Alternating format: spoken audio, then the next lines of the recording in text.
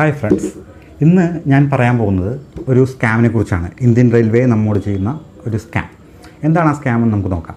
അതായത് ഞാൻ കഴിഞ്ഞ ദിവസം കോഴിക്കോട്ട് പോകാൻ വേണ്ടി ഒരു ടിക്കറ്റ് എടുത്തു. അപ്പോൾ ടിക്കറ്റ് എടുത്തപ്പോഴത്തേക്കും ജനറൽ കമ്പാർട്ട്മെൻറ്റിൽ പോയാൽ മതി, അതുകൊണ്ട് ജനറൽ കമ്പാർട്ട്മെൻറ്റിലേക്ക് വേണ്ടി ടിക്കറ്റ് എടുത്തു. കയറിയപ്പോഴത്തേക്കും ഭയങ്കര തിരക്ക്. അതിലൊരു 3 മണിക്കൂർ നിന്നിട്ട് പോകുക എന്നുള്ളത് വളരെ പറ്റാത്തൊരു കാര്യമാണ്.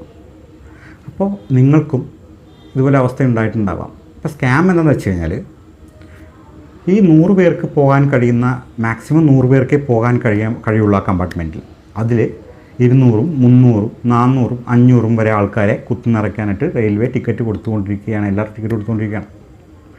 അപ്പോൾ ഈ ടിക്കറ്റ് കൊടുക്കുമ്പോഴത്തേക്കും അതിനൊരു പ്രശ്നവുമില്ല, എല്ലാവർക്കും ടിക്കറ്റ് അങ്ങ് കൊടുക്കുക.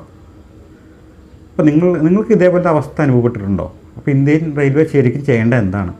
100 പേർക്ക് പോകാൻ കഴിയുമെങ്കിൽ 100 പേർക്ക് ടിക്കറ്റ് കൊടുത്ത ശേഷം ടിക്കറ്റ് തീർന്നു, ആ ട്രെയിനിൽ ടിക്കറ്റ് തീർന്നു പറയുക, അടുത്ത ട്രെയിനിൽ പിടിച്ച് പോകാൻ പറയുക, അടുത്ത ട്രെയിനിൽ ടിക്കറ്റ് എടുക്കുക. കറക്റ്റായിട്ടൊരു മറ്റുള്ള കോച്ചുകളിലൊക്കെ പോലെ തന്നെ ഇതിനൊരു നിയമം കൊണ്ടുവരണം. അല്ലെങ്കിൽ ഒരുപാട് പേര് ശ്വാസം മുട്ടിയൊക്കെ മരിക്കുന്ന അവസ്ഥ വരാം. ഇനി ഒരു അപകടം ഉണ്ടായിക്കഴിഞ്ഞാൽ, ഇനി ഒരു ട്രെയിനിന് കത്ത് പിടിക്കുക അല്ലെങ്കിൽ എവിടെയെങ്കിലും മറിയുകയൊക്കെ ചെയ്യുന്ന സാഹചര്യം ഉണ്ടെങ്കിൽ എന്തോരം ജീവനാണ് പൊലിഞ്ഞു പോകുന്നതെന്ന് ആലോചിച്ച് വെക്കുക. ഈ അവസ്ഥയാണെങ്കിൽ ബംഗാളിലൊക്കെ ഞാൻ കേട്ടിട്ടുണ്ട്, ട്രെയിനിൻ്റെ മുകളിലൊക്കെ ഇരുന്ന ആൾക്കാർ യാത്ര പോകുന്നു, ഞാൻ കണ്ടിട്ടുണ്ട്, വീഡിയോ കണ്ടിട്ടുണ്ട്. പക്ഷേ ഇന്ത്യൻ റെയിൽവേ ഇങ്ങനത്തെ ഒരു മോശമായിട്ടുള്ളൊരു കാര്യം നമ്മളോട് ചെയ്യുന്നുണ്ട്. അത് എന്തായാലും മാറണം. നിങ്ങളുടെ അഭിപ്രായം എന്താണെന്ന് കമൻറ്റ് ചെയ്യൂ.